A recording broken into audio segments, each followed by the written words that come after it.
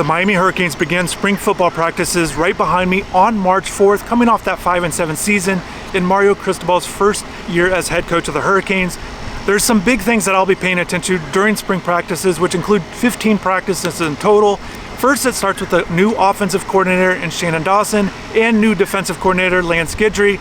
Both of those guys will be looking to implement their playing styles during spring practices. I'm curious exactly what kind of changes will be made, as both sides of the ball will be looking to make improvements from last year. A lot of position groups will need to improve from their play from a year ago when they had those 7 losses. So a lot to prove from the position groups, but I'm being very curious to see how these coaches, just how they coach, what they see in this team, how they want to implement their coaching style, and that will be a big thing that I'll be watching, as well as a lot of other new position coaches too.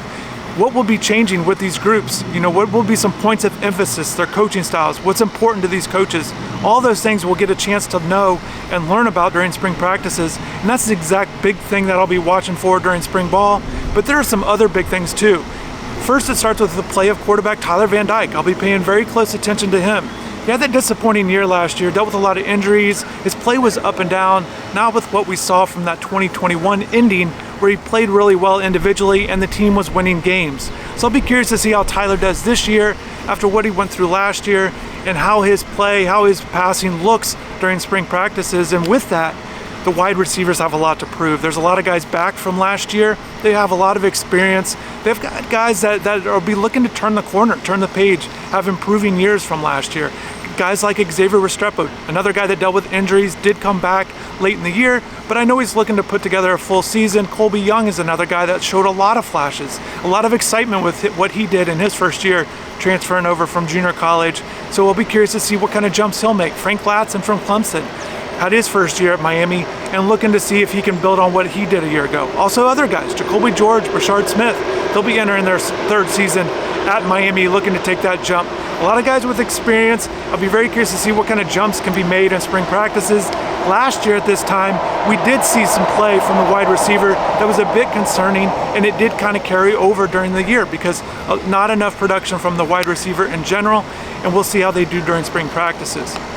The other thing that I'll be paying attention to during spring ball is the play of the offensive line. Sticking with the theme of the offense, I think that's the biggest thing to watch for with Miami this year. Defense certainly needs to improve as well, but on the offensive line, you have 3 guys in particular, 3 new players that I'll be paying attention to, and it starts with Alabama transfer guard Javion Cohen. He was an all-conference performer with the Crimson Tide. I'll be curious to see how he jumps in, maybe has a leadership role. 2 true freshmen as well, Francis Mauigoa and Samson Okunlola, 2 highly regarded guys. I'm curious to see how they do. I'm expecting them to make an immediate impact. I think they're going to make a smooth transition during spring ball, and I know that they're looking to make an impact, earn a starting job. I'll be very curious to see how those 3 guys in particular do.